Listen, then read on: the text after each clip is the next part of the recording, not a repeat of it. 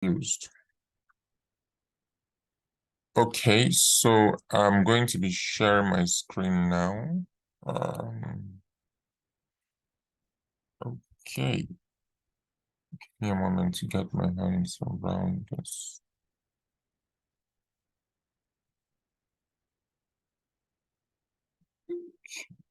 Um,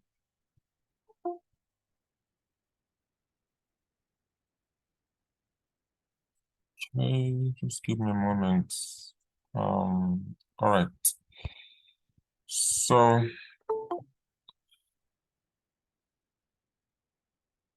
I hope you can all see my screen. Okay.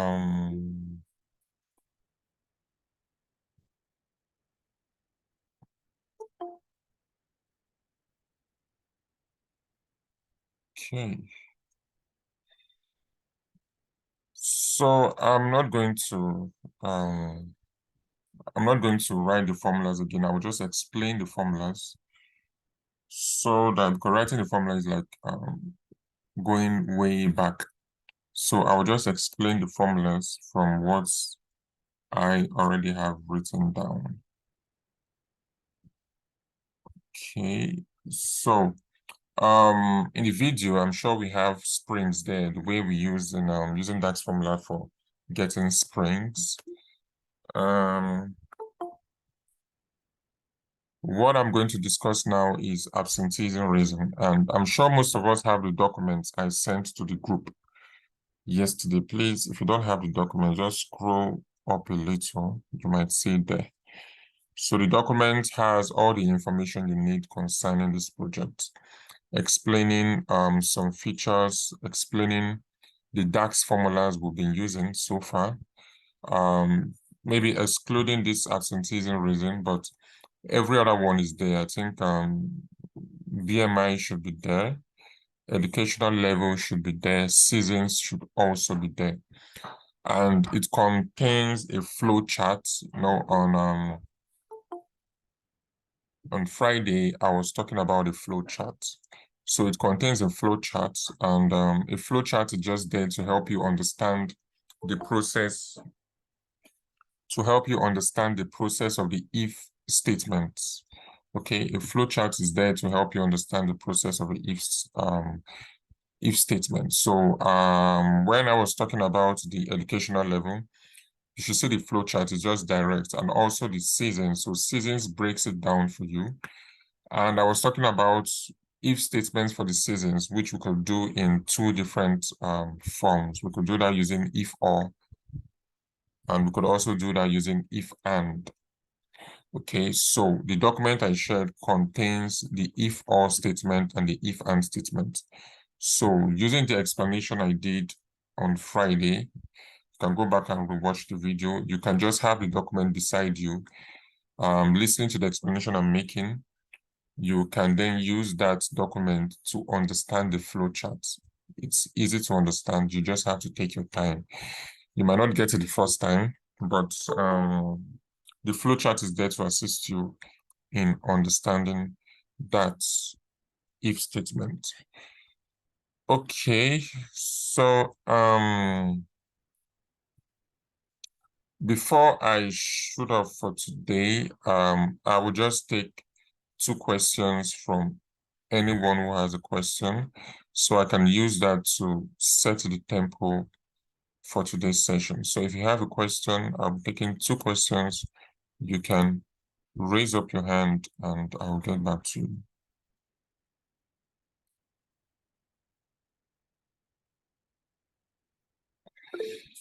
Okay, Agro, go ahead.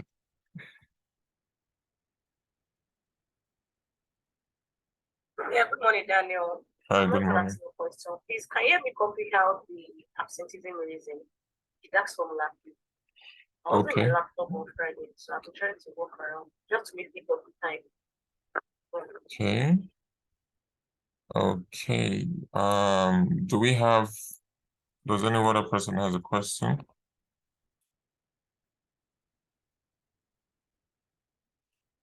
Daniel, go ahead.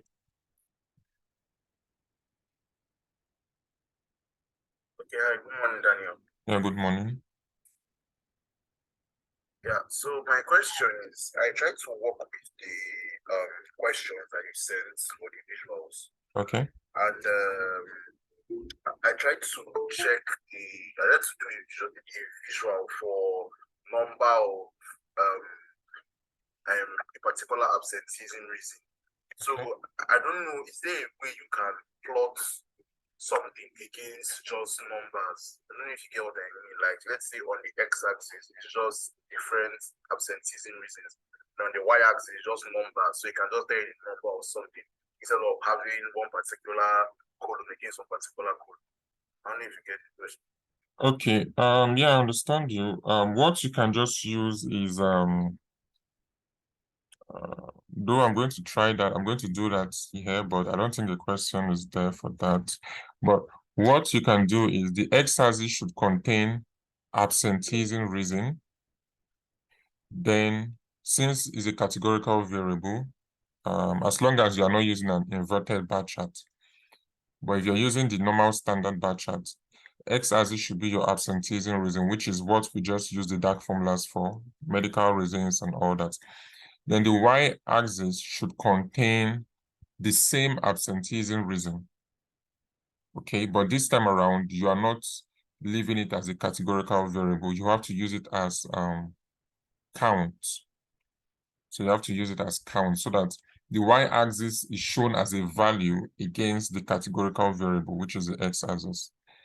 I'm going to do that when we get to the visual section, but you can just, it's as simple as that. You can use the x-axis for your categorical variable, and you can use the y-axis as a value against the categorical variable. So it's showing the count of medical reasons you have, it's showing the count of family-related reasons you have, in the form of a chart, like a bar.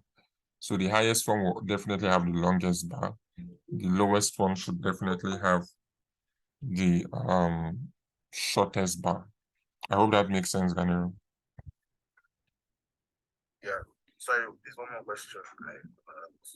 Okay. I tried to do the BMI status from the BMI values that we got the last meeting. So I tried writing if statements for them, but the way the conditions are, there are like 4 conditions on underweight, healthy, overweight, and obese. But it was telling me that if statements only take the maximum of 3 arguments. So I don't know if you're going to touch it today. Okay, I'm going to do that. It was actually, I think it's depending on how you structured your if statement. Okay, did you use if or? Yeah, I used if. Okay, actually tried to use if and because of the range of the healthy and overweight, I think. But I'll just wait for it to be. Okay.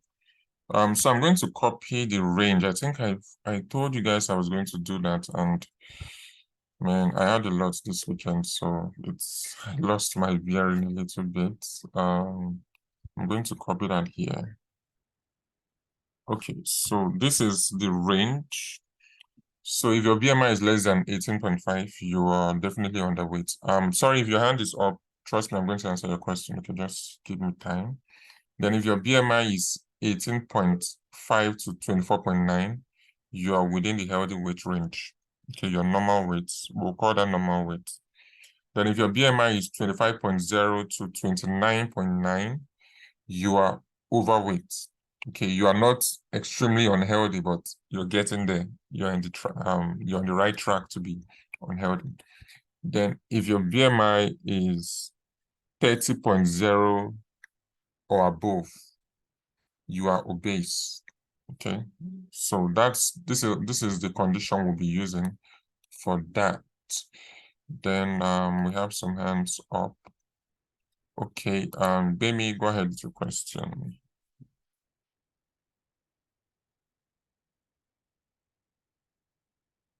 Hello, good morning. Hi, good morning. All right. So, my first question was about the BMI. But Okay. I think I was able to do it. So I was aiming to write the code, but I'm not sure. So I'll check when you do yours and see if I got that correct. And then for this absenteeism reason also, I had an error. Okay. So in the first line, if absenteeism reason is equal to 1, I wrote if it is equal to 4 and less than 0. I think that's the only thing different for my own code. So my result was a bit different. I felt there was an error, so I don't know why there was an error there. I wanted to ask, should that have given an error, or should I have gotten the same result? Definitely. I'm talking of family-related Okay. reason. Okay. Definitely. The first part of your DAX formula is wrong. Okay, because it's not if it's equal to 4. We have stuffs that are less than 4 in family related. It's 1, 2, 3, 4. So you can't say if it's equal to 4. If it's equal to 4, you're automatically eliminating 3 and 2 from the equation. So even if you say if it's equal to 4 or greater than and equal to 1, it's not going to make sense that way, because DAX formula has a way of putting everything within range. Just like Excel, when you're trying to write a formula in Excel, they'll tell you to select the cell range. So that's what DAX formula does. It takes everything within range.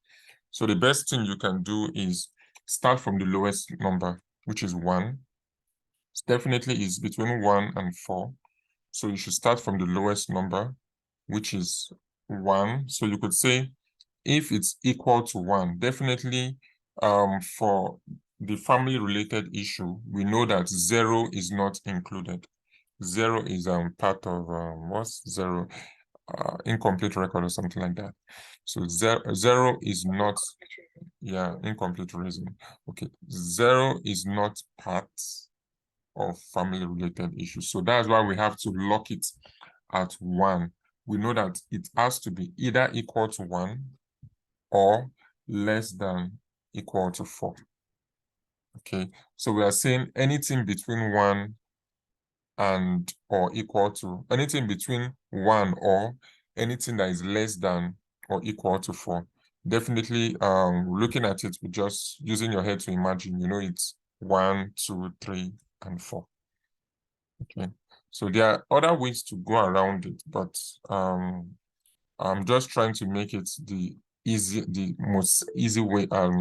Sorry, what language am I using? The easiest route for you to do this. The easiest route for you to go do this.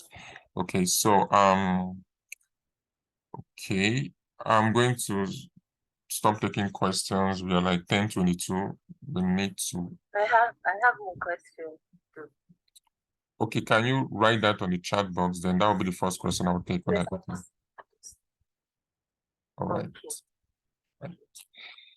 Okay, guys, let's get down to business. So I'm going to explain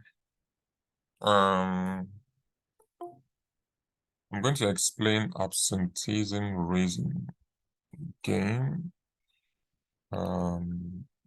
Right.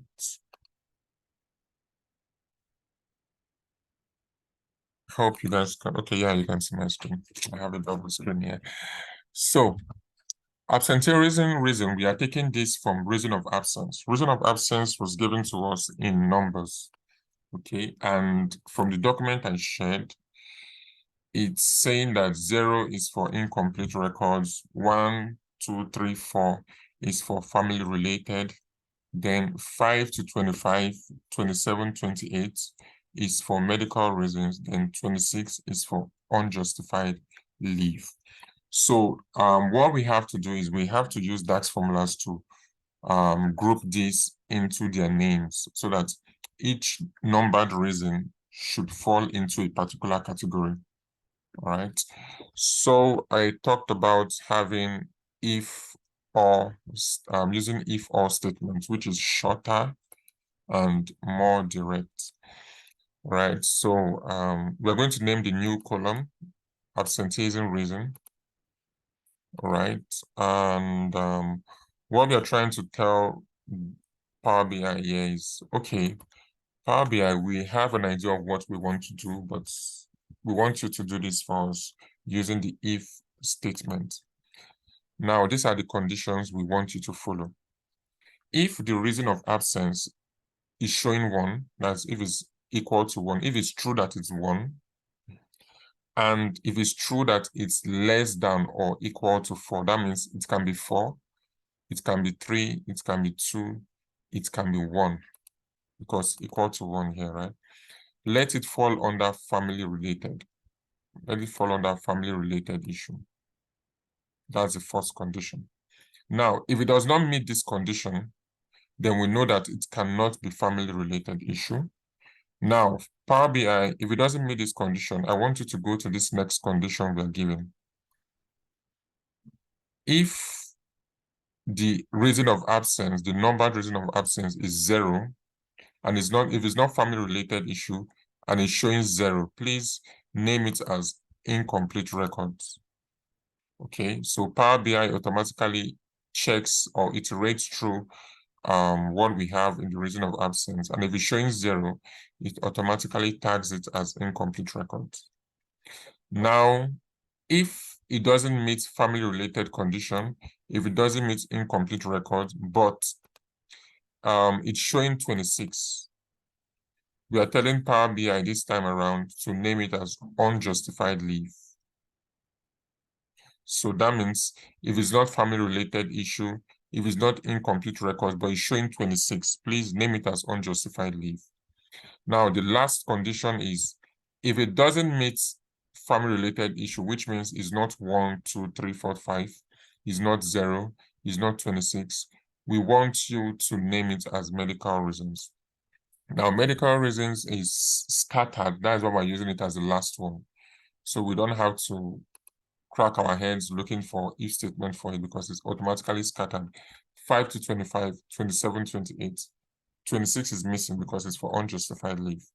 So we're telling Power BI, if none of these conditions are met from start to finish, but the number is showing 5, 6, 7, 8 down to 25, or is showing 27, 28, please name it as medical reasons. So if we look at our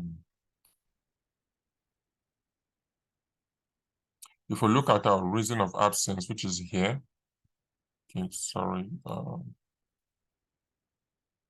If we look at our reason of absence, which is here, showing 22, 21, 22, automatically, we know that 5 to 25 is medical reasons.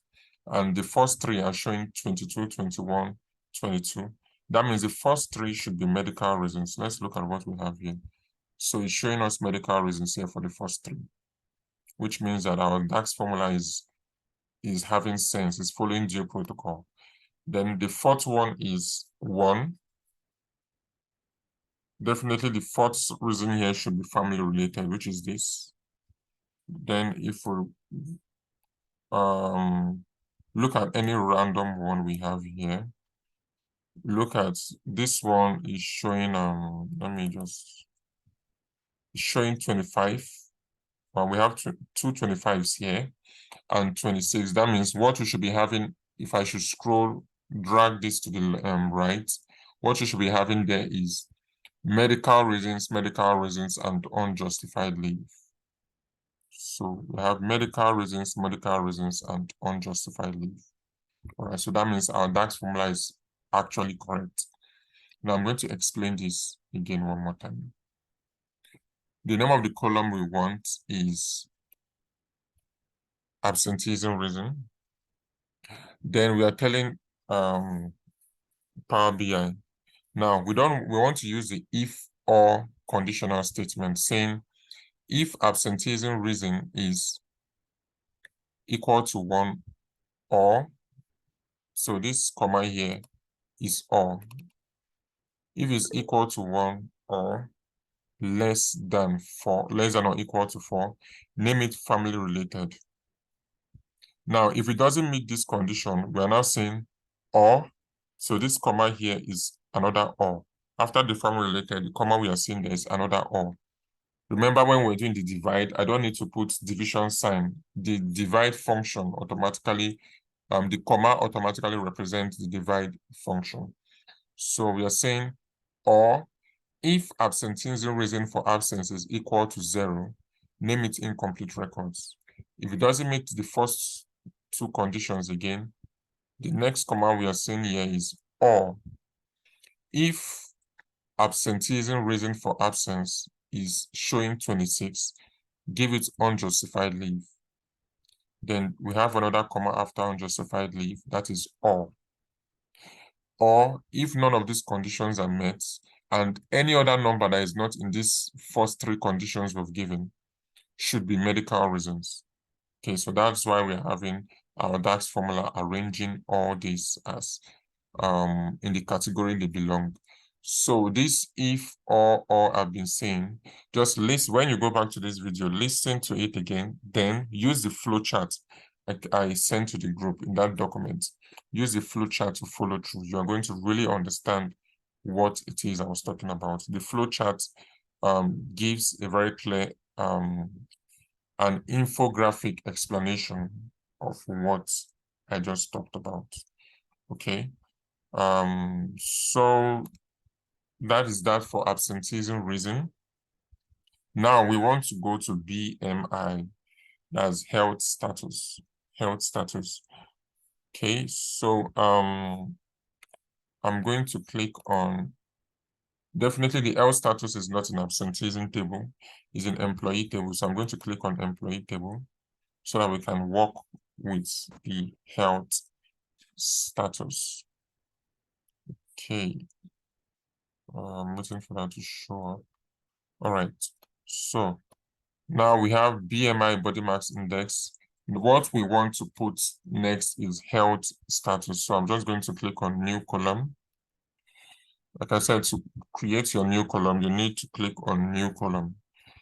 Okay. So what we want to do is using these conditions I sent to this chart now, we'll be grouping everything into their health status category. Just we'll be using the same formulas, similar formula we used for the absenteeism reason, that is the if or. Okay, so what we want to name our column is health status. So we'll just health status, and health status should be equal to, so we want to say if, or, I'm sure we understand where I'm putting the or. Or is because we could actually use if and, but or is shorter and is more direct.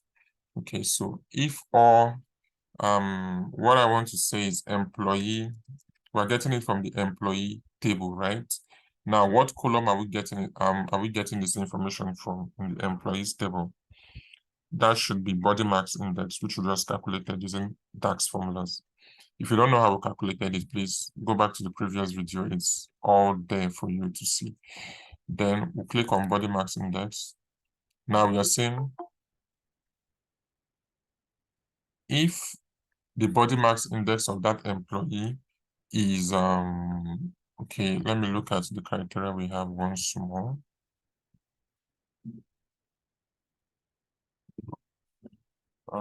Okay, so if is less than 18.5, we know that it's underweight, right? So and if it's between 18.5 and 24.9, we know that is the person is healthy. So what we want to do is, if body mass index is equal to, okay, is less than,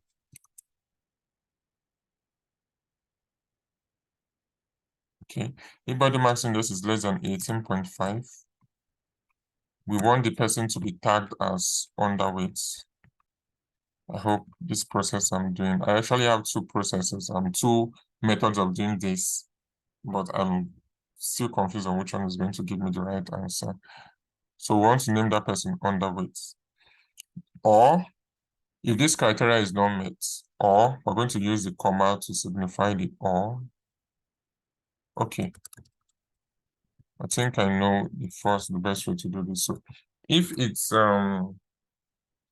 equal to greater than or equal to 18.5, let's go with that. If it's greater than or equal to 18.5, then as usual, since we're using the or, we have to, if it's greater than or equal to 18.5, okay, forgetting the greater than sign here.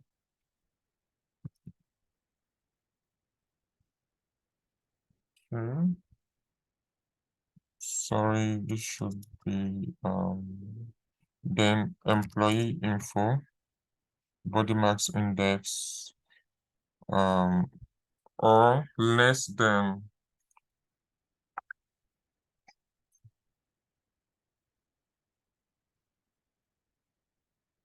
okay, or less than, sorry, I'm going to be a little bit slow. I'm trying to be careful. I don't want to make unnecessary mistakes here. Okay.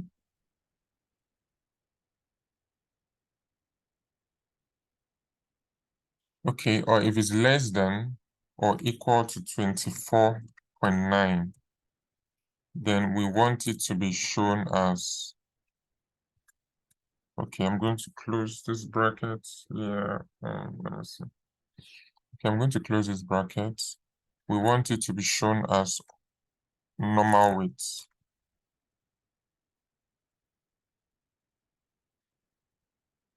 I'm going to explain this. Just let me get out of this storm. Okay. Now, what I just did here was if the BMI of the employee is greater than 18, so we're doing for normal weight now. If the BMI of the employee is greater than or equal to 18.5 and is less than 20, is less than or equal to 24.9, we want that person to be tagged as normal weight. Okay, so if the person's BMI is between 18.5 and 24.9, let the person be normal weight. If the person doesn't meet this criteria, this is now where our first or comes into place. Okay. So the next condition we want to put now is for if the person is overweight. Yeah, we want to put for overweight. So if the employee Agro, I'm going to take your question. Please give me some time. Yes, sorry, Danny. I think you did had underweight for the first one. That's because I've not done for underweight yet. Okay. Yeah, the first one is for normal weight. This formula you're saying is for normal weight. Okay. Yeah. Okay, so okay. So if employee info body mass index is let's see, is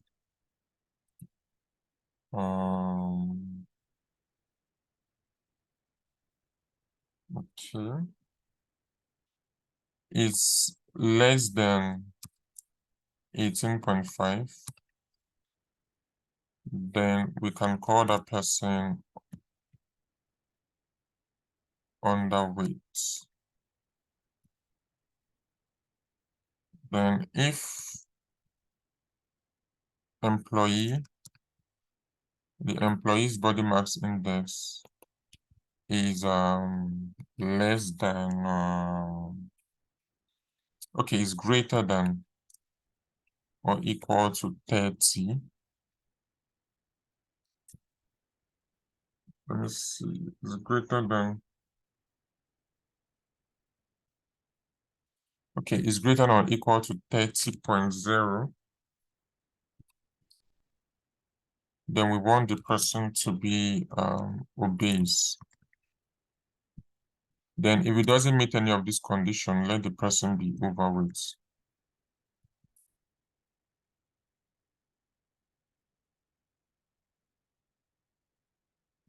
Okay. Close this, close this, close this. All right. So let me just pay attention to this again. So we did for normal weights, which 18.5 greater than or equal to 18.5. Greater than or equal to 18.5 and less than 24.9, less than or equal to 24.9, that should be normal weight. Then, okay, let me see.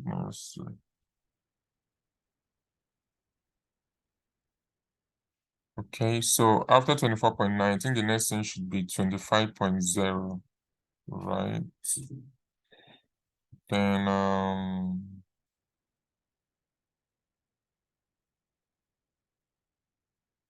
okay, so let's just explain this. So if the employee's body mass index is equal to or greater than 18.5 and 24 or less than or equal to 24.9, we want to tag that as normal weight. If the person's body mass index is less than 18.5, if you notice there's no less than or equal to because it cannot be equal to again. We want anything that is less than 18.5, which means it can be 18.49. Or okay, which means it can be 18.44. Because if you round out off, it doesn't give you 18.5. So 18.44 will give you underweight. Then if the person's BMI is greater than or equal to 30.0, it should be obese. But any other thing that doesn't meet this criteria, this condition, which means what we are left with is 25.0 and between 25.0 and 29.9, that person should be overweight.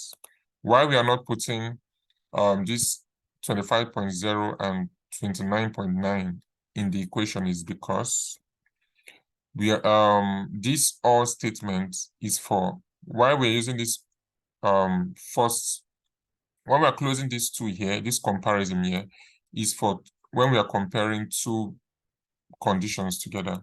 So we have two places where we have to do comparison, which is for normal weight and overweight. So one has to come first, while the other one has to come as the else, the last statement, which is the else, which is overweight. Overweight has to come as else. We can use normal weight as else, but I mean, we just started with normal weight. Okay, so I'm going to run this to see what it gives us. I don't know why I'm expecting an error here, but let's see. Let's see. I think I should have rounded up this body mass index to 1 precision. So, okay, that's what I'm talking about here. Yes. So I need to round this up to 1 precision. Let me see.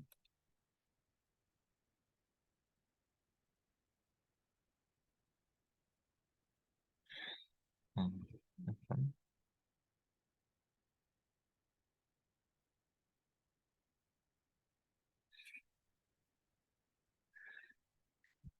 So I hope this is what I'm looking at now.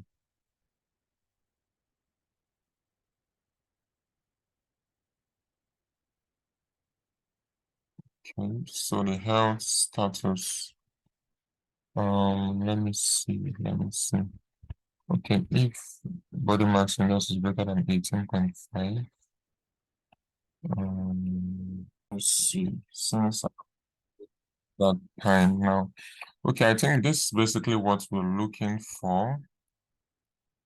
So we know 36.5 should be obese, 31.6 should be obese, 30.9 should be obese. So you just have to check your own. If yours reported this as what we're having here, if it does, then yours is correct, Bemi. And also, Ganiro, check yours. If it reported this as that, then you can also use the and. Those are, I prefer using the or. It's shorter and saves me time. Okay, let me explain this formula, what we have here. All right, so what we are saying is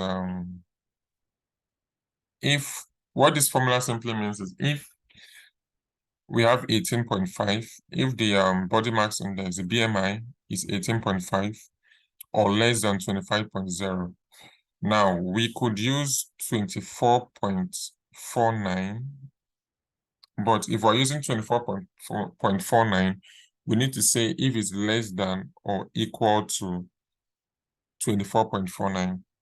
But why I actually prefer the 25.0 is because some 24.49s can be tricky.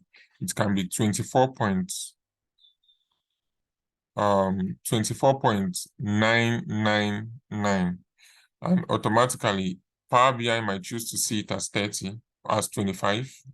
It might be 24.49. Power BI might choose to, okay, it might be what option can I use? It might be 24.44555.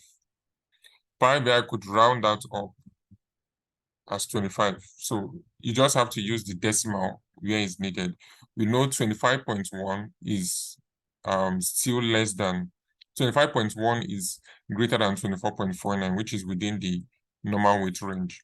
So that's why we're putting this PBIX formula as 25.0. It has to be less than 25.0. Anything less than 25.0 and or equal to 18.5 should give us the normal weight.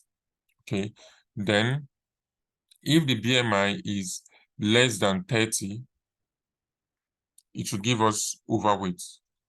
That means if it does not meet this condition, the first condition we have, and is less than 30,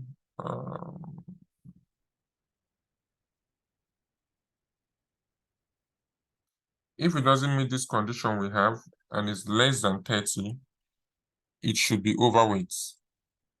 Okay, then if it doesn't meet this overweight condition, it should, and is greater than or equal to 30, it should be obese.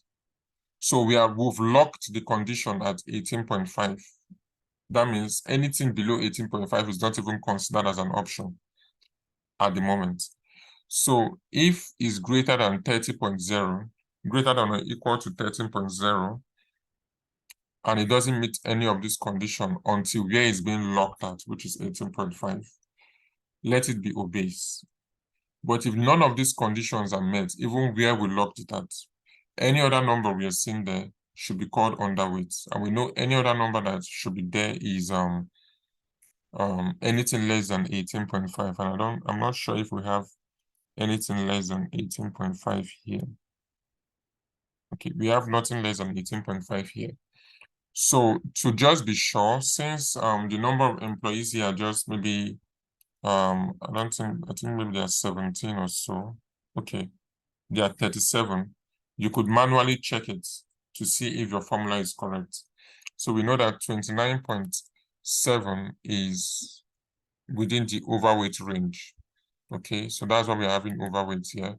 We know 33.1 is above 30.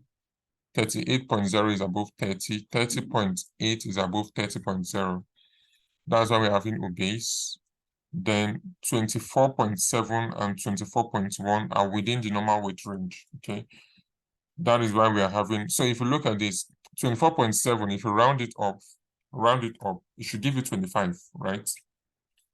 So Power BI sometimes can be crazy. It can decide to round it up for you.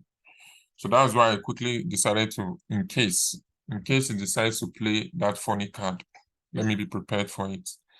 So I decided to put my own 25.0 here. Let it know that we are strictly dealing with decimal numbers, floats. Okay, so 24.7, 24.1, anything between that should be normal weight. Then 34.6, definitely we know is overweight. So if we go down and play the same card again, we see 23.0 and 23.7. They are shown as normal weight. Okay, and let's see. Just trying to check if the formula is correct. So every other thing here is showing that the Power BI formula is actually correct. So you can choose to use AND statement. I will just explain the AND statement here. So what it simply means here is that we want to, let's say we're using the AND statement to do this particular DAX formula, we could say if the body mass of the employee is okay, if and employee body mass index is let's say equal to, okay, let's say greater than, you can use greater than there. If it's greater than or equal to 18.5,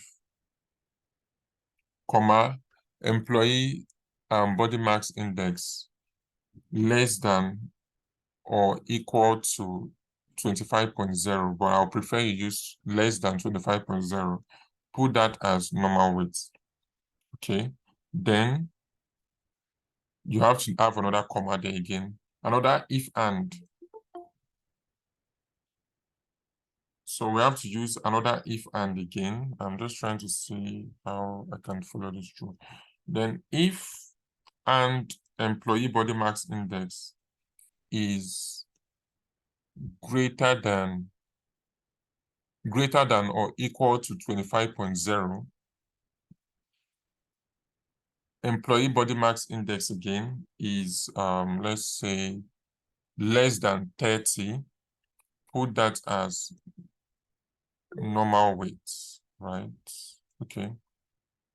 Yeah, put that as overweight. Sorry, put that as overweight. Then the next one we should have is just the simple if statement. If is greater than 30, then put that as obese. Then you can use your else for underweight if you're using the and statement. So that's my way of doing it if I wanted to use the and statement. But if your own and statement is giving you the correct answer, please go ahead with it. But in case you want to go through the and statement in my way, just listen to what I just said again. Okay, so there are different ways of actually going about it, but at the end of the day, whatever way you are using, make sure that it's actually correct. Because let's say we have over 5,000 employees, how would you know if it's correct? Would you start going through everything one after the other? Okay, so that's one thing to look at. All right, so let me just leave the floor for questions because I'm sure I wriggled through some confusing places here. So please, if you have a question, both with the if and if or, please go ahead with your question. Let's see, Bolaji, go ahead. Hello, Daniel, can you hear me? Yeah, I can hear you. Go ahead. So, I didn't use any of the and or. I mean, I sent my own to the box, right? And I'm getting that. I got the same answer, and I didn't use any of that. The other coaching was correct. I never used and or. Okay. Sorry, please come here. Just repeat what you said. I couldn't hear you. Hello, can you hear me very well now? Yeah, I can hear you. Go ahead. So I said, for example, I didn't use and or statement. I didn't use any of those. I just did a keep the employees less than. You know, when it's false, I put an. When it's false, then I put an. When it's false, then I have to find out that I want. I sent my code. I just wanted to check if it was correct. Okay. You should look at your criteria. 35 is not a criteria. Okay. Is it less than 35? Now, if you're saying less than 35, yeah, I know, but if you're saying less than 35, if you're saying less than 35, what if the person is 58? Body mass index is 58. If the body mass index, that means you're extremely Okay, extremely obese. I'm looking at your criteria. So you're having how many? You're having 1, 2, 3, 4, 5. I think you should leave it at 4. Yeah, I think you should leave it at 4. We should be underweight, normal weight, overweight, and obese. I hope that makes sense. Yeah, leave it at 4. So you don't overstretch, because in health and if you're looking at the normal health status that you would see online, there's no extremely obese. Is either you're obese or you're obese. Okay, so you want to leave it at 4 categories. But if this gives you the right answer, please go ahead and use it. The point is, use what you understand. Okay, use what you understand. If it's giving you the right answer, please stick with it. There's no right way to go about it. Just like Ganiru said, he used if and, gave him the right answer. I was using if greater than or equal to, and Gbemi was using if double equal sign, gave her the right answer.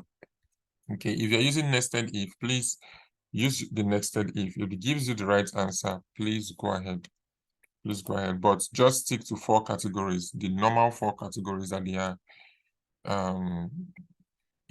according to WHO. Right. Okay. Do we have any other question again?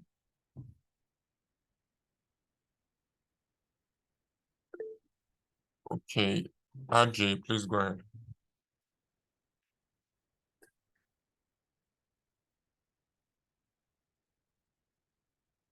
Good morning. It's not like a question. I just wanted to buttress Bolaji's point. The nested if function that he used, the only place where I would have said maybe you would have just made an adjustment is, since the last condition is 30 and above, you would have just stopped at the point where you did less than or equal, less than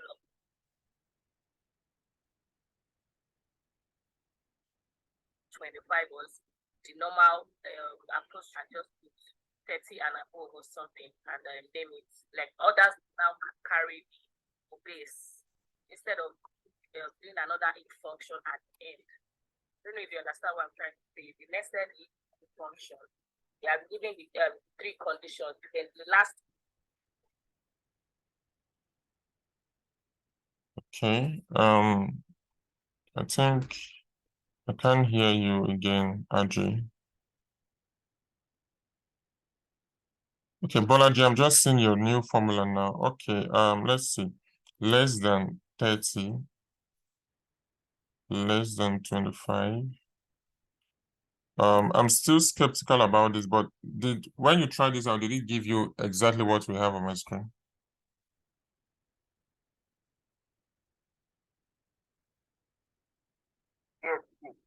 Okay then. Less than 18.5. Okay. Now I get the whole thing. All right.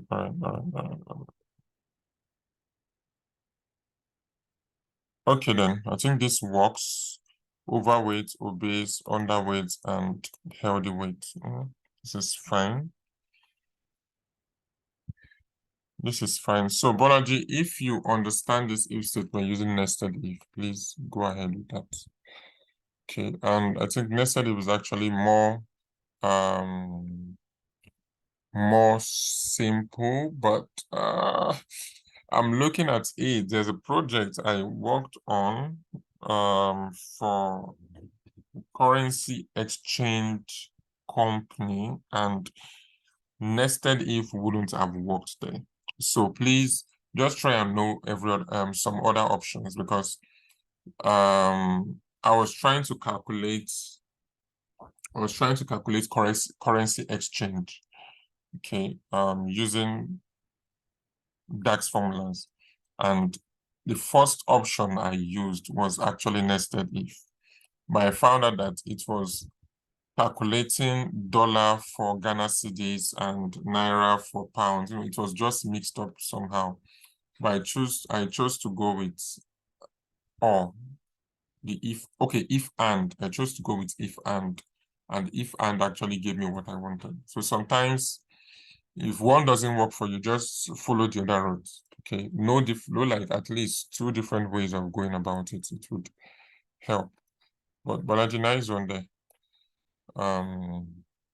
Okay. All right, so I think this is all we need to go into our visuals. This is the last thing we actually need to do, the health status. So if you have your Power BI open, I will be switching over to the visual section.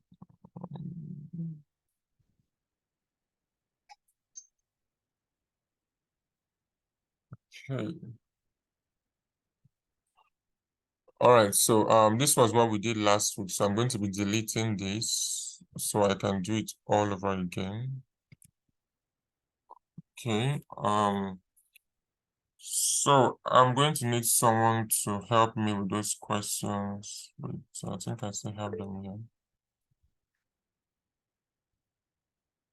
Oh, okay, modeling, yeah. Modeling. Those are at some point why I'm skeptical about the modeling, because it's just 2 tables. So at the end of the day, we might not even need to link them. But let me just go through the modeling first. If you were to do modeling on this data set, there's just an easy way to go about it. Okay, it's simple and straightforward, very simple and straightforward. So you have okay, this is automatically done now.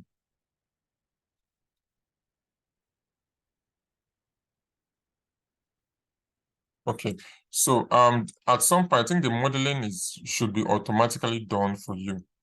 If you go to your relationship table, yeah, so it will automatically pick up ID on the absenteeism table and ID on the employee info table.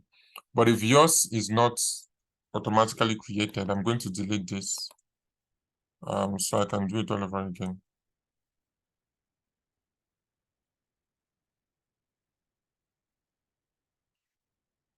Okay, I'm going to do this all over again.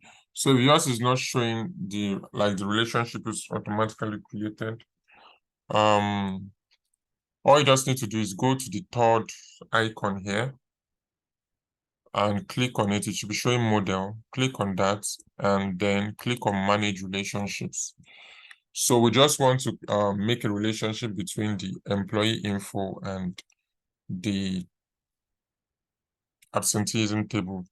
So we can say auto detects. It might not show us a relationship. It might. Okay, found 1 new relationship. So if we say auto detects is an option, is a way of managing relationship. If it's just 2 tables, it's a way of doing that. So click on close. So now automatically showing absenteeism ID and employee info, just like we had before. That is one way of doing modeling, creating relationships between 2 tables. But if you don't want to use this, I will just click on this checkbox. So I want us to do it manually, okay, so that I can show you guys how to do it. So click on new. Daniel, we can't see what you're doing now. Oh, really? No. Okay.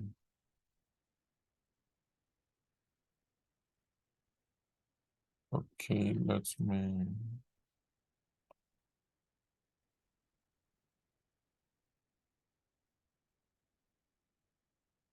Okay, I think you should be able to see it now.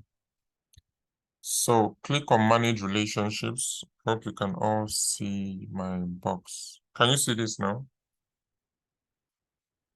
Yes, yes. Perfect. All right, so I want to delete this particular one so I can go through it again.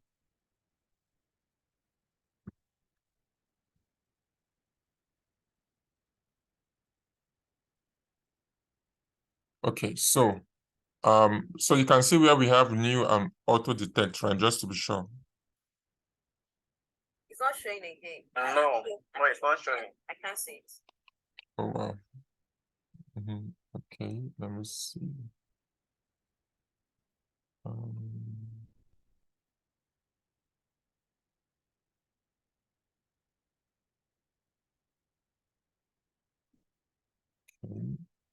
Let's see.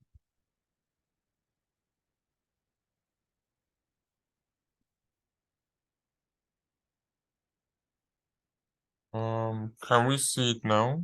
If we can't see it, then I don't know. No, we can't see Your it screen yet. is not showing, no. Oh, Can you okay. move your cursor and let's do it? Okay, hold on. I think I can fix that. Just give me like let's say 30 seconds.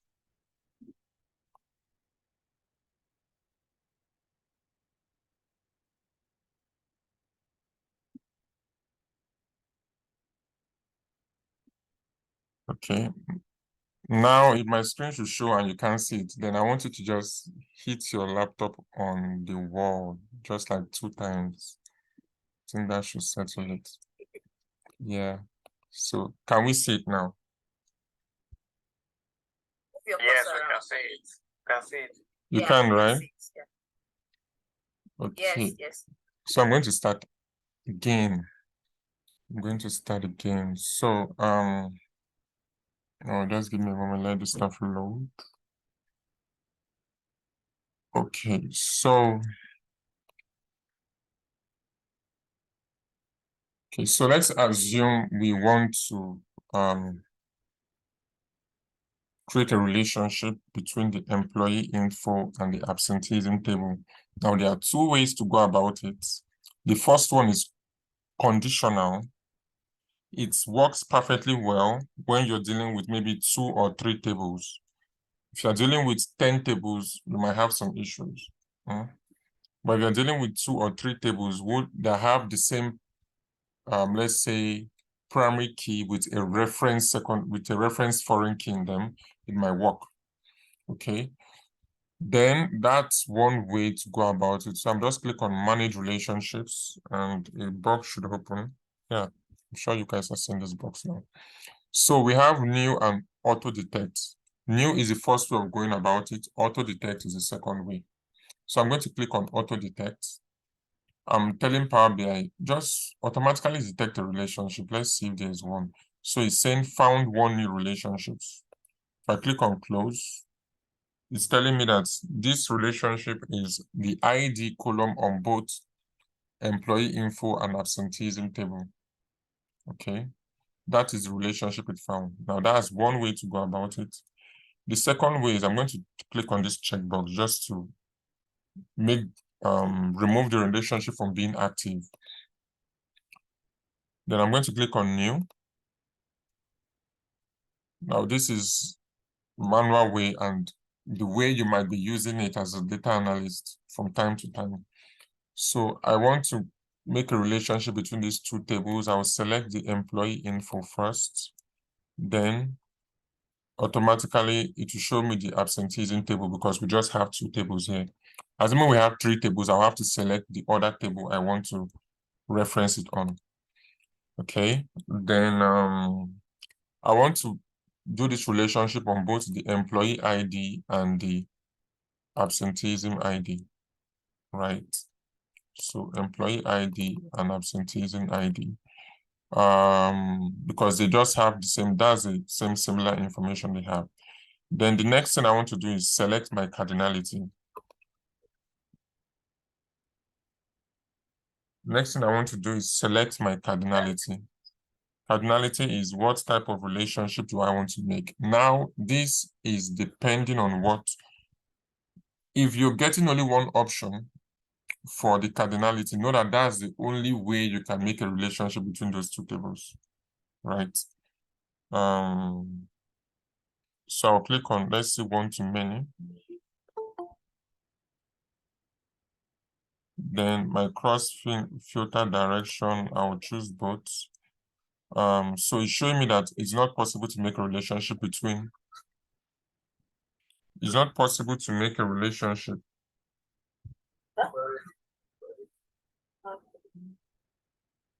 So it's not possible to make a relationship between these 2 using one to many. So I'm going to try many to one. It's telling me it's not still possible to make a relationship, even if I choose single or both, right? Then next thing I want to do is one-to-one. One-to-one is not even working. So sometimes you might even have it, none of them are working, just only one is working. So now many-to-many, let's see. So many-to-many is not working also. So I'm looking at all the options here. Let me select all the options. Let me see. Okay, so using the manual method, we can see that nothing is even showing. None of the options are going with it. So all we just have to do is click on cancel and make this auto-detected relationship, the one that we use auto-detect to get, make it active. So we can then choose to go with this auto-detect. I hope you get that. Why I'm saying this is because sometimes your manual method might not even work for you. Power BI might tell you that this manual method you're trying to use to create this relationship is not going to work.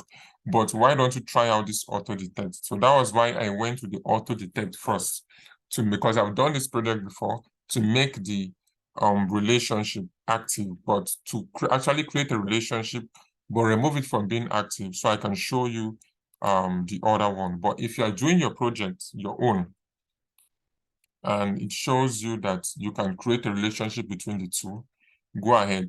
Now, if you notice, when I was trying this relationship, I kept employee info first and absenteeism followed. Now I'm going to try absenteeism first, then employee info as the next one. All right, so let's see. Okay, I'm going to remove this from being active, then click on new. Then I'm going to select absenteeism. Okay, let me see. I want to delete this just to be sure I'm not having issues. Okay, so I'll click on new again. Now, sometimes you might see that relationship can't actually be made between these two tables. It's rare, very rare, but sometimes it's possible. So I'm going to click on employee info, absenteeism, and all that. So we have one-to-many is active now. Then we have many-to-one. This one can be active. Then we have one-to-one relationship. This one is not active. Then we have many-to-many. This one is active, but we don't want to use many-to-many, just two tables. Okay, just two tables. So we want to stick with one-to-many relationship. Then the cross-filter direction should be both, which means that what it actually means is that if we choose to use employee ID as a filter, it would affect employee info. If we choose to use employee info as a filter, it would also affect it also affects absenteeism table. Okay, that's why we're using the cross filter direction as both, which means one can filter the other. Then our relationship should be one-to-many. This simply means this employee ID can be used to do the filtering for every other stuff we have here. Okay, that's just that. Then I'll click on OK. So, oh wow. Sorry, this should be ID. Sorry, Daniel, but that thing, the cross filter was on single. Okay, you've changed it now. Yeah, I've changed it to both. It's on both. I selected the wrong thing before I hit OK. So I'll click on OK. So now we have our relationship. The relationship should be from the ID in employee info to the ID in absenteeism table. Why I'm choosing the ID in employee info is because employee info contains unique IDs. So we want it to be we don't want to start doing another filter on top of the ID again when we're using the ID in absenteeism. We want unique IDs automatically, no need to filter. So the unique IDs can be found in employee info because every employee has a unique ID, right? So I'll click on close. Please, if you don't understand this, tell me, let me go through it again. I think I'm sensing some people don't actually understand what I just did here. If you don't understand, please raise your hand and I will take your question and explain again.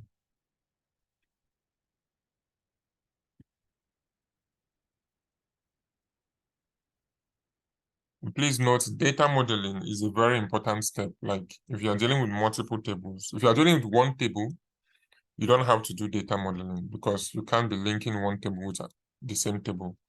Okay, but if you're dealing with more than one table, it's an important step. If you're dealing with two tables, it might not be necessarily, depending on the kind of visual you're trying to make. If you're trying to make different visuals for like separate visuals for these separate tables, you don't need to do data modeling.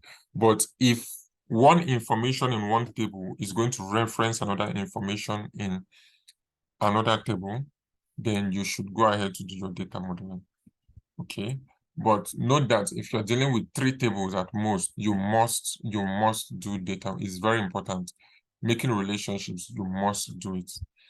Okay, so I'm going to explain this again. I'm going to delete this relationship, then go about it again. So just to be quick, I want to make a new relationship. I'll click on new. Then what I want to do is, since I know employee info contains unique employee information, then I'll click on employee info as a table. It will automatically select absenteeism, right? So what I'm telling it to do is make this relationship one-to-many, which means the ID can be used to filter information on the absenteeism table, right? Then I want this cross-filter direction to be both. Let's see, both, which means if I choose to use the ID here, it should also filter the information here. Okay, then one-to-many should be the relationship, and you should also make the relationship active. You should also make the relationship active. Then it should be both. You can choose yours to be single. It depends on what you're trying to achieve. Okay, but in case I choose to use this particular one. Okay, so I want it to be both. Then seeing that is settled, I just click on OK. So this ID here in the employee info table is the primary key. Then the ID here in the absenteeism table is the foreign key, which means that the primary key is being referenced by the foreign key here. If we should have another table called employee pension and we have another ID there, that ID will be called the foreign key also, because the 2 IDs are referencing the one in the employee info. So I'll click on OK. The relationship should be created. Then all I just have to do is click on close. So when I click on close, I will see that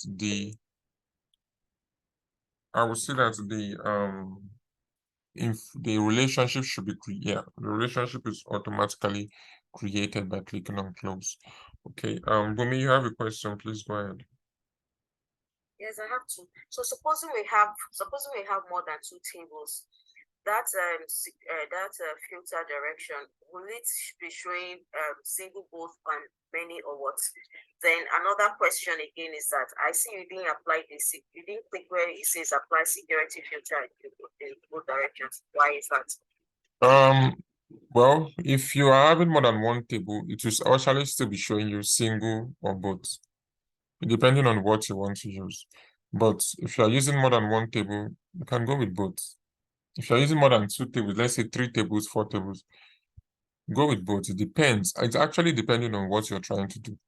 Then the apply security filter is not necessary. It's not necessary. Sometimes I use it, sometimes I don't. I mean, most of the time I just want to play with, because there are some controls in Power BI I have not used till today. So sometimes I just want to use them, not because I'm actually going to use them. So it depending on you, what you are trying to achieve. Okay, but for what you're trying to achieve, simple is better. Simple is better. Okay, then Tony, you have your hands up. Okay, Daniel. Yes, I don't know if I'm taking us back, but something wasn't clear. What was the difference with what we had on the auto detect, which was absenteeism team ID against the employee ID? And now we have employee information against them. Okay, actually, there's no difference per se. It's just that I prefer using the employee info as the first table because it has the unique IDs. Absenteeism has a lot of information whereby one employee might come late 5 times and we have 11111 in the employee in the ID section. So I don't want to start doing count distinct. I want it to be just count. If I'm looking at the employee info and I say count, I will say that it's giving me 37 IDs. If I should use count distinct, it will be giving me 37 IDs. Why? Because each employee is entitled to one identification number. So that's why we're using employee info as a first table. So we know that it's unique IDs, no need to start using count distinct or filtering the information in one way or the other. So we just want to stick with a very simple way of doing things. Okay. Okay, thank you. All right. So I'm going to the visuals now, which means that we'll put a hold to our questions until we've gone a long way. So the first question we have,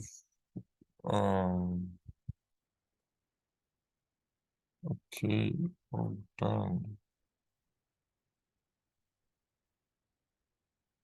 Okay. So the first question we have is, I'm trying to see. So I'm going to stop this presentation, then share only my Power BI screen since I'm no longer extending anything. All right. So the first question we have here is, let me just drag this down. Which season has the most absenteeism reported? So this one is just simple and straightforward. Which season has the most absenteeism reported? All right. So what we just have to do is we can use a stacked column chart. Okay. So using a stacked column chart, I'm going to make these visuals. I'm going to do a lot of things here because I want to format my visuals, make it very interesting, so that and also make the colors nice, so I can do some things at once. But when we meet on Wednesday, I will then go into other visuals, so you do the coloring yourself or the formatting in those other visuals. But now I'm going to do like 4 visuals and make the colors really nice, so that when I'm talking about color grading in your visuals, you understand what I'm trying to say. So what season has the most absenteeism reported? This is a very simple visual. So we know we have seasons already in absenteeism table. All we just have to do is drag seasons to the x-axis. We drag seasons to the x-axis. Then the next thing we want to do is, why is this not dragging? Okay. Then the next thing we want to do is absenteeism reason. Okay, because we're looking for the season with the most absenteeism reason reported. So we have a table that we made called absenteeism reason. We'll just drag that to the y-axis.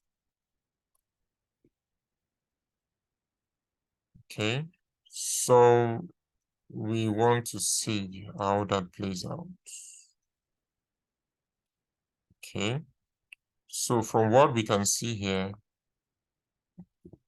we can see that, okay, let me increase this.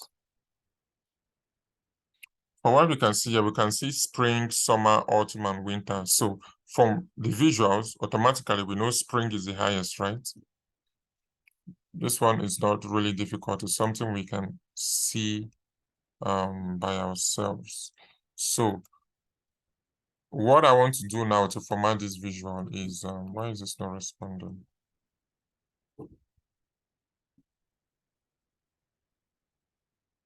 Okay, what I want to do to format this visual is, I don't like sharing my screen when using Power BI. It's so difficult.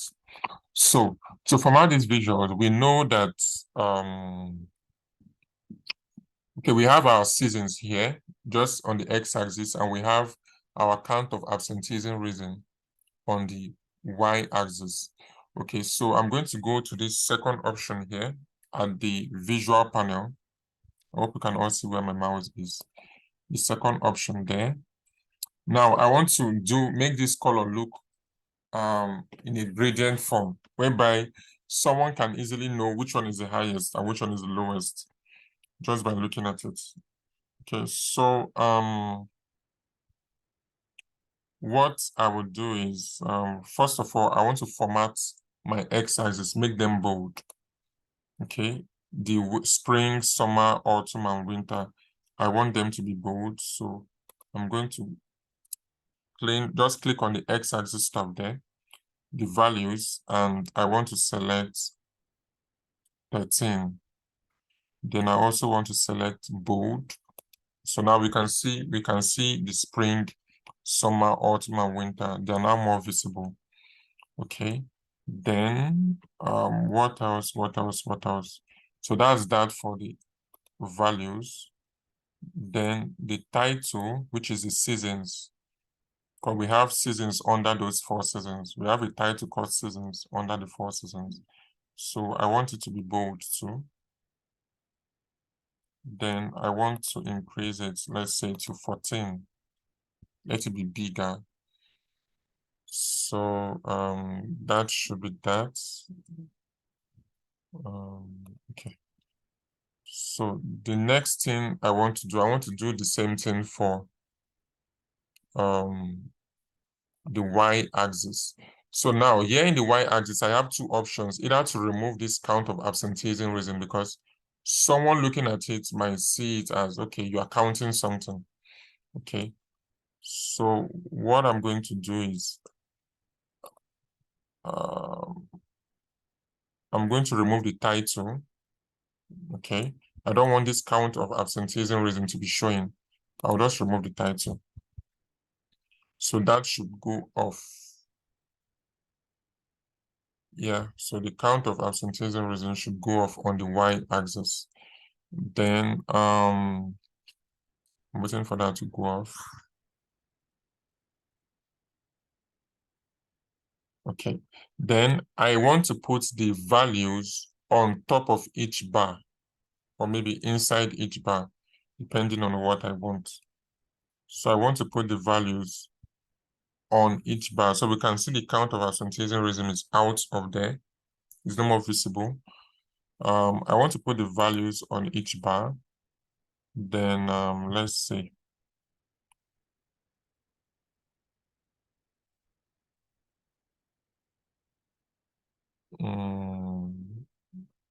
Okay, let me see.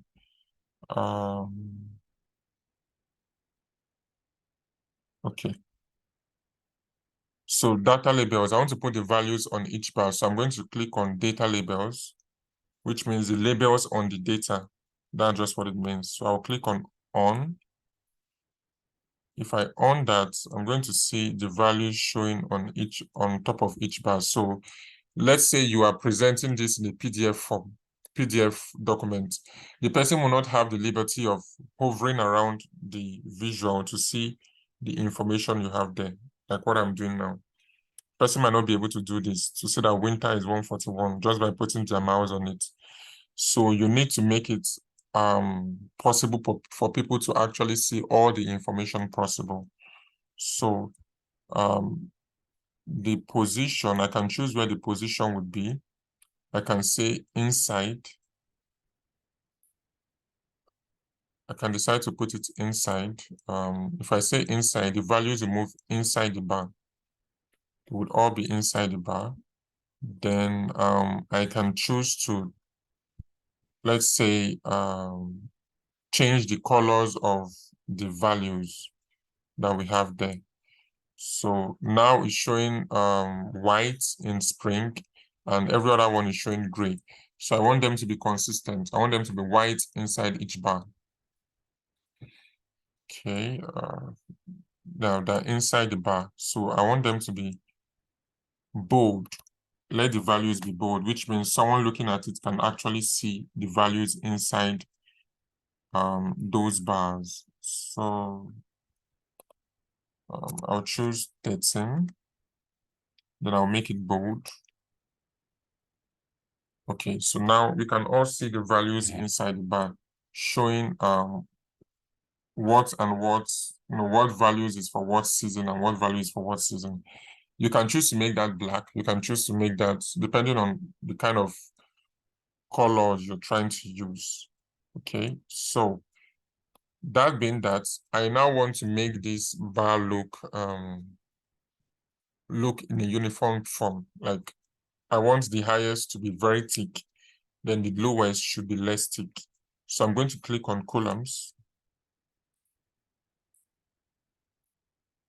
Okay, now we can see the column is showing a different color here. So for those of you that sent me your projects to look at, when I was talking about gradients, using gradient and all that, this is what I mean, okay, by making it in a gradient form. So this is exactly what I mean. So default is showing us the normal blue, this light blue, but I want this to be, I love black so much. Or let's assume the company's color is black and maybe gold, black and gold. So I'm going to choose black for the color. Then to make it in a gradient form, if you look beside this, we're having FX, which means you can format this, right? Then I'm going to choose FX.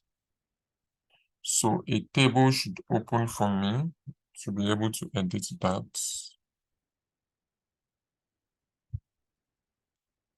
Okay, I don't think you might be able to see this particular stuff. Let's see. Okay, so what I'm going to do now is, sorry, I have to end this presentation, then share my entire screen again, so you can all see what I'm doing. Okay, so.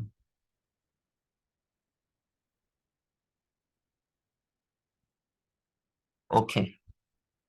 So now looking at this color stuff here, you're seeing FX, right? So I want to choose,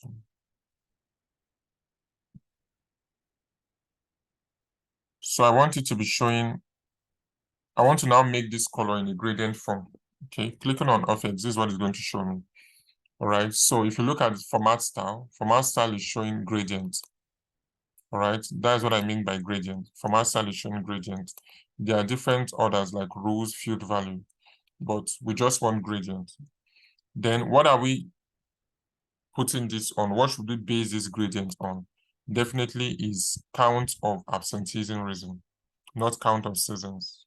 Okay, count of absenteeism reason. So we're going to change that. Absenteeism reason, count of absenteeism reason. Then summarization count, of course. How should we format empty values as zeros? We leave that as it is. Then the maximum value, what color should the maximum value have? We want the maximum value should have black.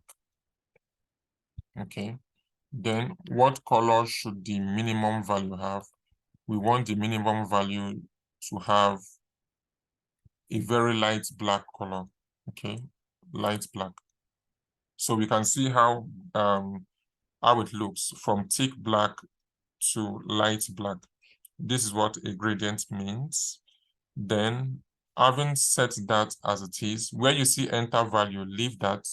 Anywhere you see an enter value, you can leave that. You don't really need that. Then add the middle color, you also don't need that. So we've set the maximum color and the minimum color, right? Next thing we just want to do is click on OK. So clicking on OK, we just wait for that to apply on what we're trying to do here. So now we can see our data bars are now in its gradient form. You can see the highest, spring, having a thick black. Summer is just followed by a little bit of black. No, it's kind of thick, not that thick. Then autumn and winter are similar to each other because they just have a difference of 3, 144 and 141. Okay, then that is that for, okay. We also want to do the title. Now the title is showing count of absenteeism reason by seasons. Okay, we want to format the title. So we click on general. As the name implies, title. We'll just click on title. Then we want to change it from count of absenteeism reason by seasons to absenteeism reasons by seasons. So we'll just delete count off. Then we make it bold. Then also we want to make the background remember I talked about the company's color is maybe black and gold. So we want to allow it to have this gold color as the background. Okay. Then we want to align it to the center so that the title stays at the center. So we'll click this alignment here. We'll leave it on the center. Then we can increase the title to, let's say,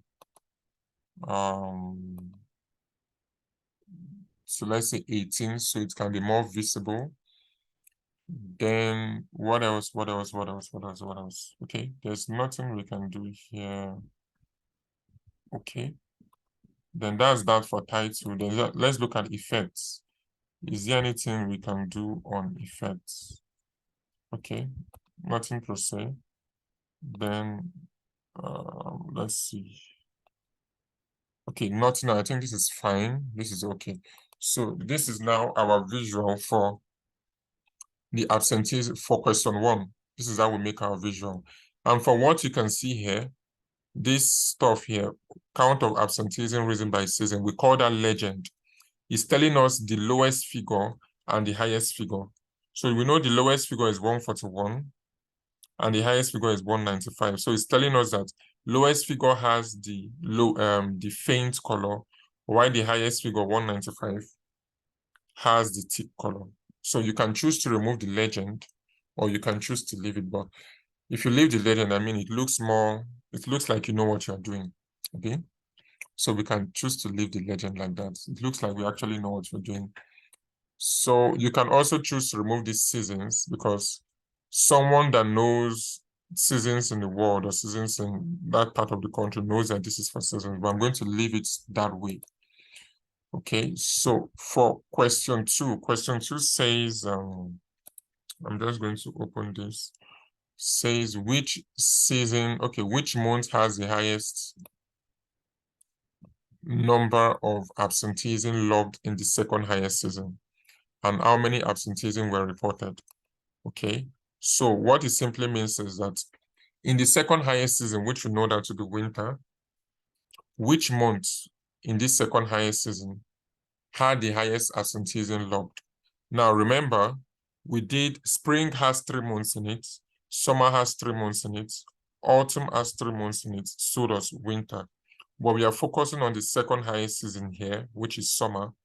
Now we want to find out inside this summer, which month has the highest absenteeism reported. Okay, so the way to do that is we'll click on this, our visual again, just to tell Power BI that we are working on it. Then we go to months. Remember, it's months we are looking for. We go to months and we drag months to the x-axis because months is a categorical variable, right? We drag months to the x-axis and drop it under seasons. Now this should open up in a different color scheme. This should open up. Okay. Now what we want to do is we want to filter this particular stuff, the months. We want to filter it from the, okay, let me see. So we want to sort this from the highest to the lowest. Okay, sort descending from highest to lowest.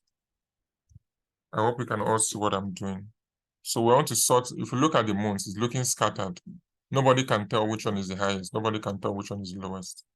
So we want to sort this from the highest to the lowest. So we click on this arrow, these 3 dots here, it opens up, and sort axis, that's what we're going to use, then sort descending.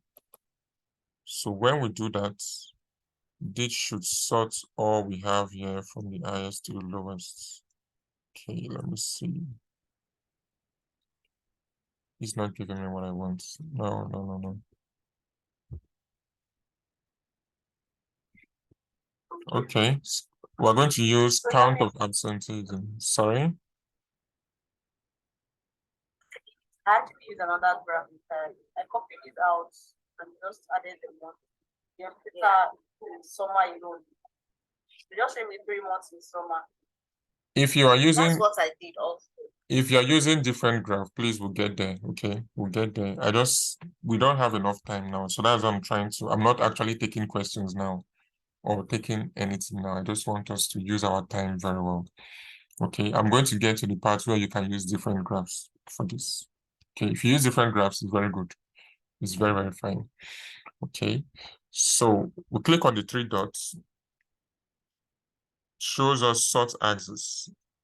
Then now, what are we sorting it by? We're sorting it by count of, not seasons and months, count of absenteeism reason. We want it to be from highest to the lowest. So we'll click on count absenteeism reason. This should automatically arrange itself. So now we can see this March, February, May, July, October, it's just sorting it by highest to lowest. It's not actually arranged by each season. Okay, so what I want to do is I want to drill up. I'll click on this arrow. Let me enlarge this. Okay, I'll click on this arrow to drill up. It will take us back to the seasons of the year. So we have spring, summer, autumn, and winter. But now what I want to do is we have not answered our question yet, which is which month had the highest absenteeism reason logged for summer, which is the second highest season. So instead of drill up, I'm going to click on drill down, the next arrow there, the single arrow pointing down. I'll click on drill down. Now, if I should click on drill down, it will do nothing because I'm just telling Power BI that I'm ready to look at more information in this visual. So if I should click on summer now,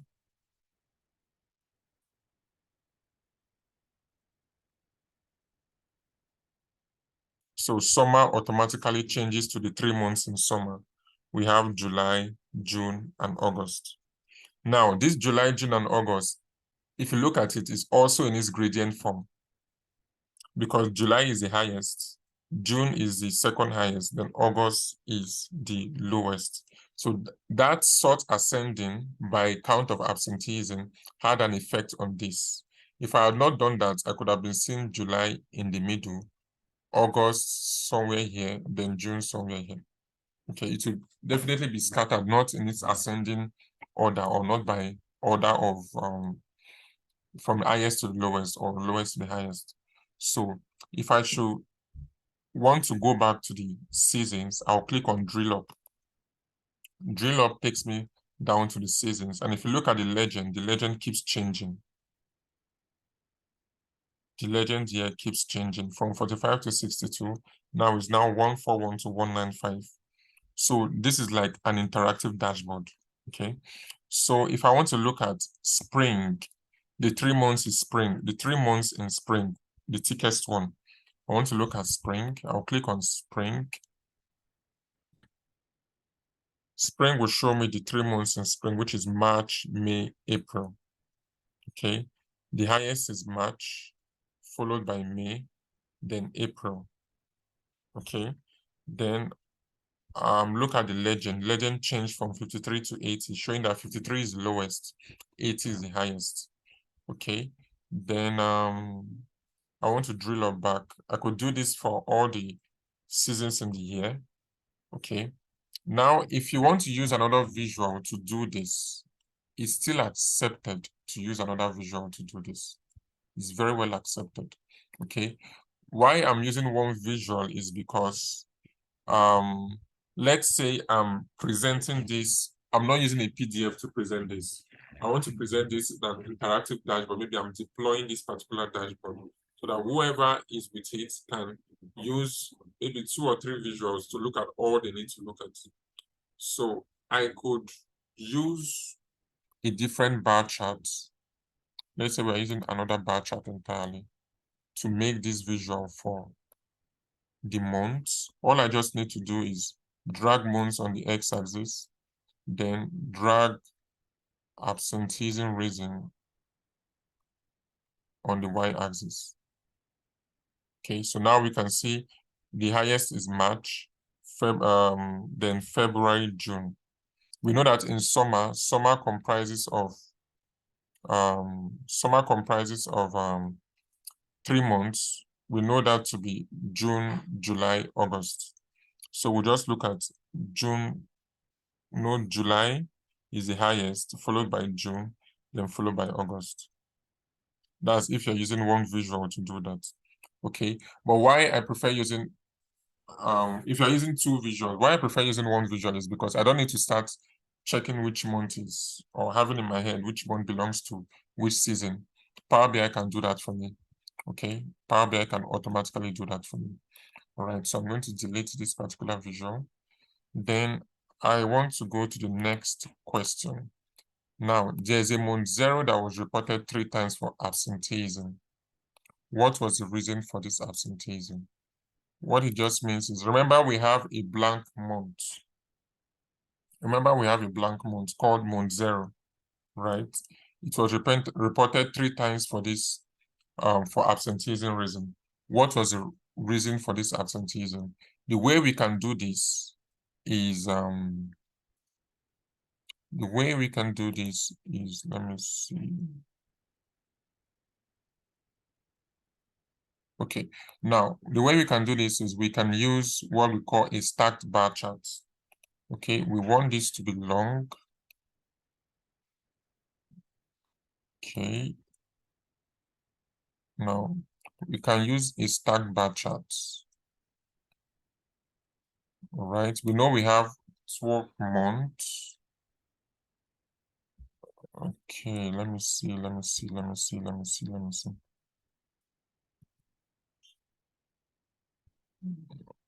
Give me a moment. I'm trying to see if I can use this particular visual to do everything.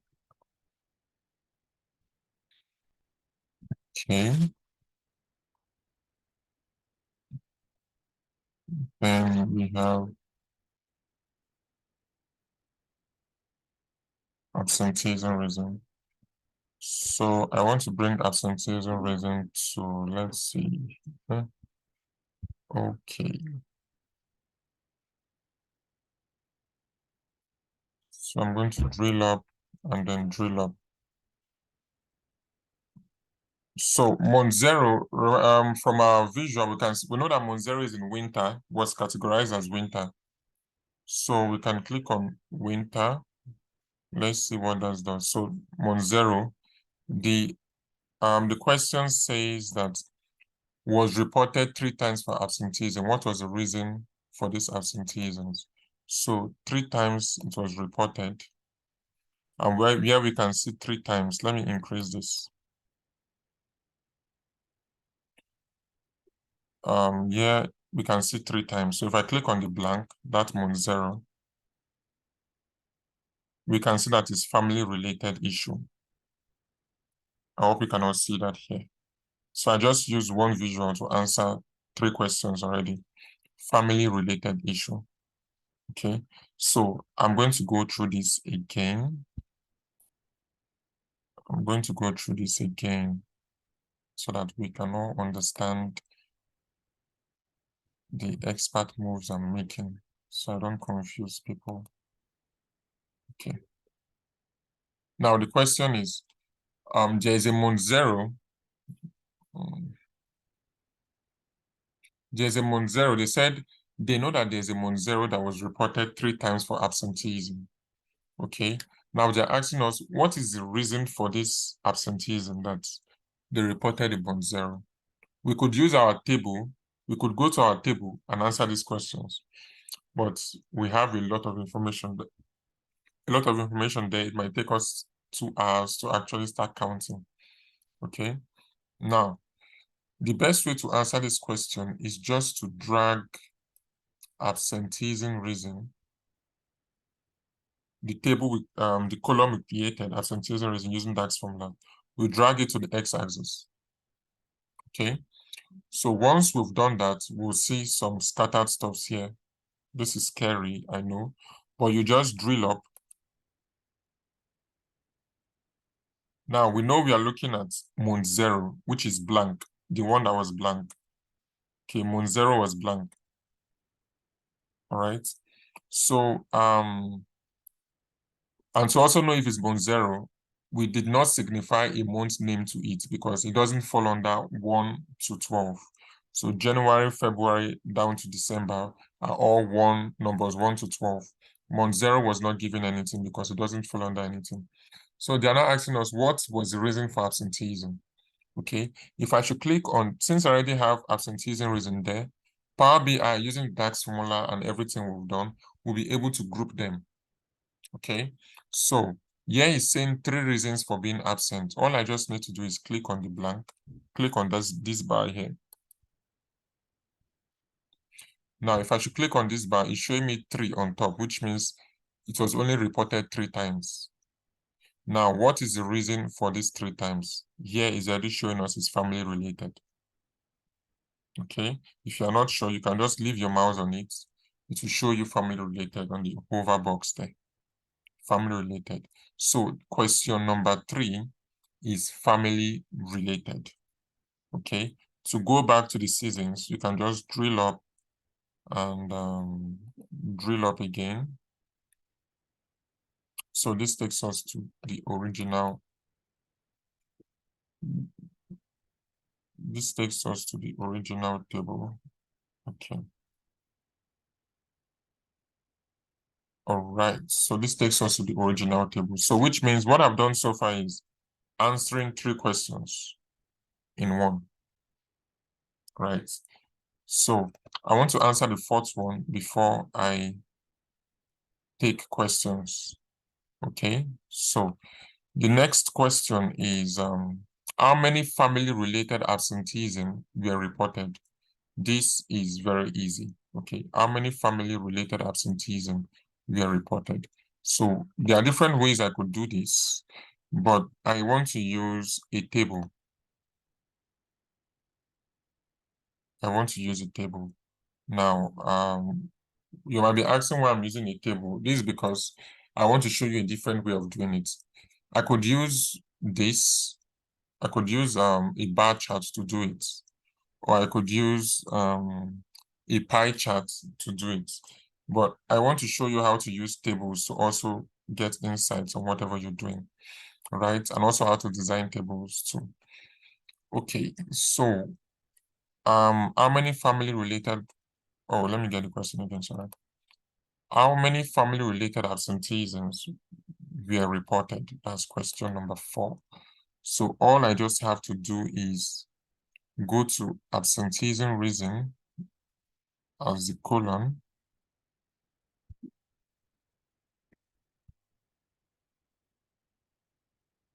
Okay, then I would take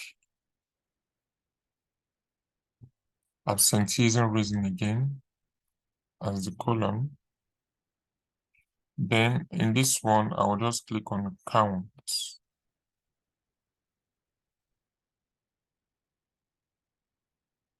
So let's see what that does. Okay, that's 54. Okay. I hope we can, I'm looking for a way we can all see this. So that is 54. All right.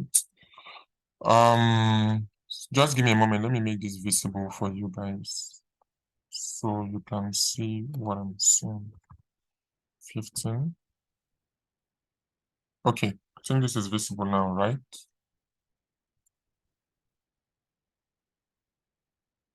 Okay.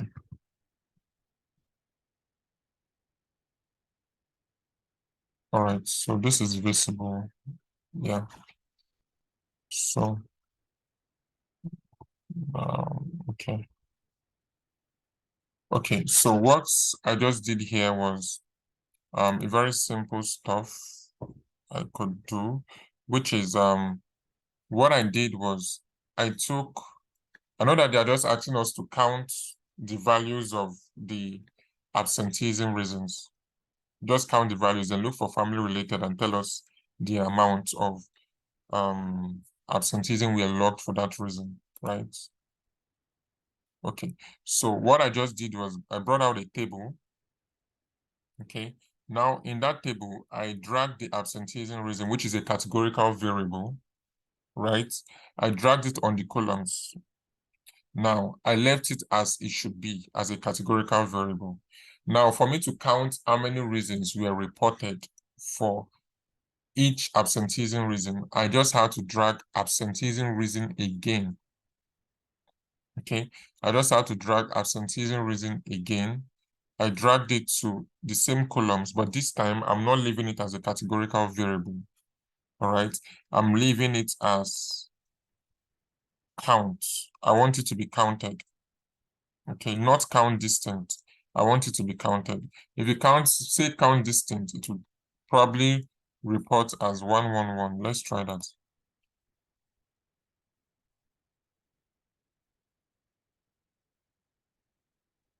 Okay, it should return as 111. That's not what we're looking for. We're looking at how many times it family reported, how many times the family related show in our table. Okay, not count distant. How many times did it show? Count all the number of times family related was reported. So I'll just click on count. Then count will now show me how many times family related was reported, which is 54 times. Then medical reasons is 555 times. Unjustified leave is 30 times. The total is 639 times. Okay. Why we are not seeing incomplete records? Because most likely is, okay, I don't think it's even there. It's not part of it.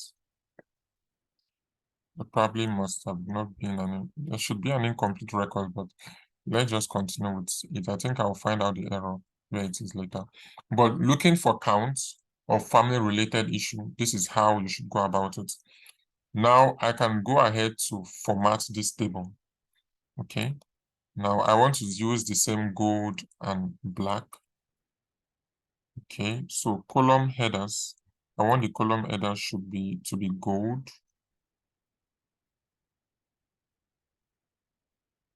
Okay. Column header should be gold. Then, okay, no. That should be black. Then the background should be gold.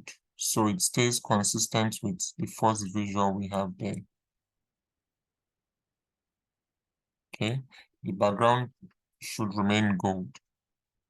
Then I want to also increase this to like maybe it's 15. Then I want to make it bold.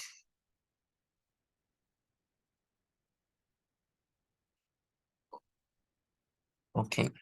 Then let the header alignment be the center.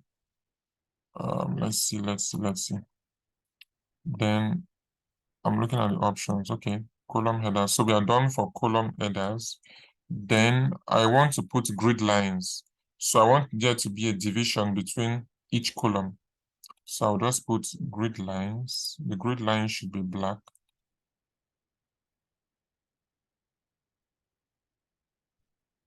Okay. Then this is for horizontal grid lines, dividing the rows. So I'm going to close the horizontal grid line. I want to turn on the vertical grid lines, division between each column. Okay, if you're not getting this, it's fine. Please, that's why the video is recorded. Okay, but I'll take questions later on. Then, so now we can see vertical grid lines should be going on black, right? So then, what else again? Okay, totals. Then total should be Let's see. Total, the background color should be, you want the total should be gold. So it shows that it's actually the total. The background color should remain as gold. Okay. Then all I just have to do is make this, yeah. Then that is that. Okay, so I'm going to leave it here so I don't make it look extra technical. Let's see. Give me a moment, then I'll drag this here.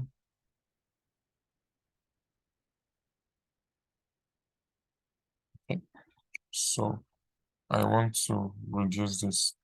All right, so this is an example of a table, a very simple table. You can choose to reduce it depending on how you want to do yours. But me, I'm just leaving it like this so it's visible for everyone to see. All right. So I'll just go around this again. So the question is looking for the number of family related issue we have, right? So they're saying, all I just want to use is a table. I could use a pie chart. I could use a bar chart. I mean, the easiest way is using a bar chart. Just the same thing we did here. When you bring a bar chart, the x-axis should be absenteeism reason, the y-axis should be absenteeism reason, but the y-axis will not have counts. Okay, you will see everything there. This table, you should be seeing it in a bar chart form. That's using a bar chart. Then pie chart, the pie chart should have the value should be absenteeism reason. Then the legends should be absenteeism reason also, just that the values will be counts of absenteeism reason if you want to use a pie chart or a donut chart, right? Then this table, what I just did was I just have one option here, columns. So columns should be absenteeism reason and count of absenteeism reason. So let's say I want to edit this count of absenteeism reason. I want this to be number, not count of absenteeism reason. Just NO and dot. So I'll press enter. I'm just editing it for this visual. So the table has reduced, no more as big as we thought. Okay, so I just have two options there, which is just one option there, which is a column. I brought absenteeism reason as a categorical variable, which is here. Then I brought absenteeism reason again as a figure, which is I'm counting the number of absenteeism reason. So that was why I have count here. Okay, that's why I have count here. So once that is that, you have your two columns, absenteeism and the number. Then for the formatting, watch the video to just see how I did the formatting. That's really not important right now. What's important is you knowing where to put what. Then I said if you want to do for a bar chart, it's easy to do that. Just x-axis should be absenteeism reason, y-axis should be count of absenteeism reason, not count distinct, count. Then pie chart, your legend should be absenteeism reason, then your value should be count of absenteeism reasons, not count distinct. Okay. All right then. So I'm going to open the floor for questions. Please, if you have questions, please go ahead with your questions.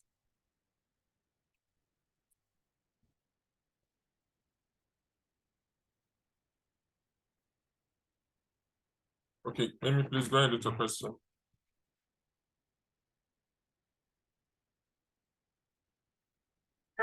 Is there a way to format the color of the dashboard itself? I tried that, I didn't get it, like the color of that white background instead.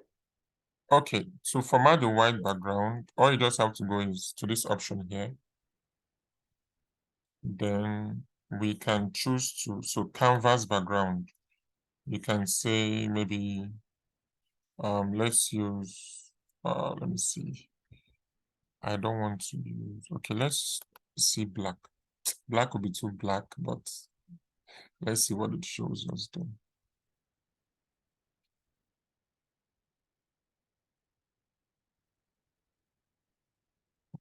Okay.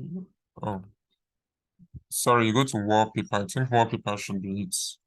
Yeah, you choose black. So now everything has changed to black.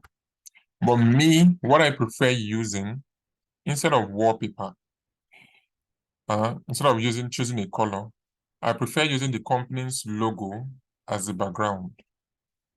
Okay, use the company's logo as the background. Let me see if I can bring something here. Okay, let me look for. So I'm trying to look for something. All right. So you can use the company's logo as the background. So now we have Daniel Analytics as the background. Then I can choose transparency to be 66. I'm just saying it looks transparent enough. I can put other visuals. The black background doesn't disturb or make it disturbing to the eyes. I can also choose to increase the transparency to, let's say, 78. So now we know the company has a background, maybe in a white, has their logo in a white background. You can just use their logo as the background of your visual. It makes it look better, per se. It looks better that way. So those of you that have shown me your project, this is another way to do it. Sorry, Daniel. I think, sorry, but I think you can also go to the view option on the pane. And when you go to view, you can see things. So you can choose whatever you want to. And if you want to browse for things, you have an option there too. Okay, that works too. Okay, thank you. That works too. So all right, I think that's all I just wanted to show you guys here. Okay. If you have any other question, please go ahead and ask me.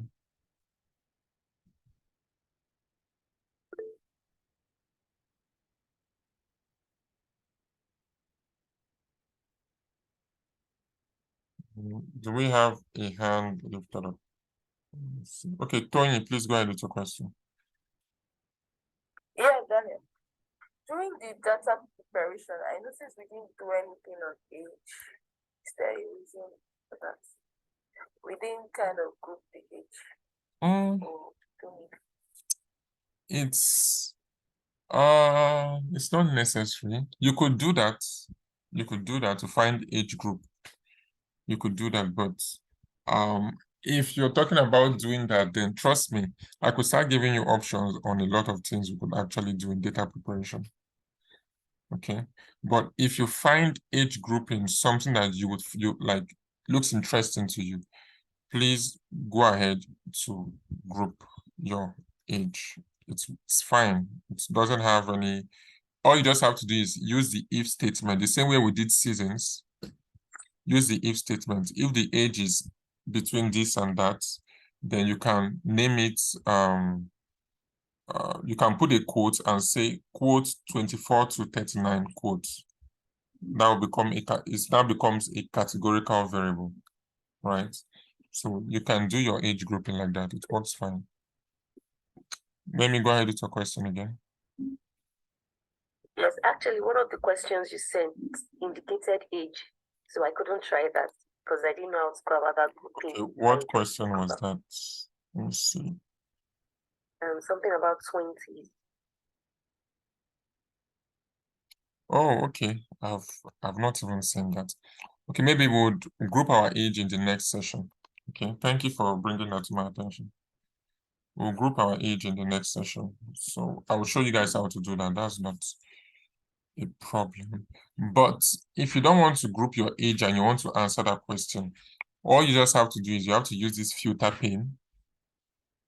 You have to use the filter pane and only select employees that have, or only select the ages that are showing 20, 21, 22 and all that, because you just have 37 employees now, right?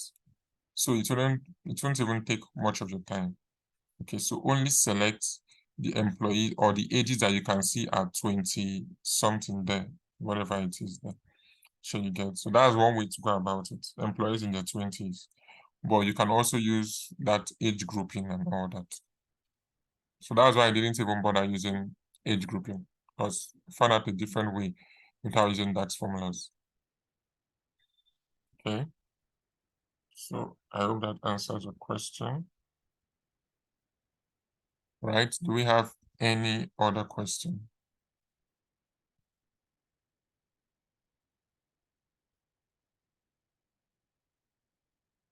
Do we have any question, guys? Any other question at all?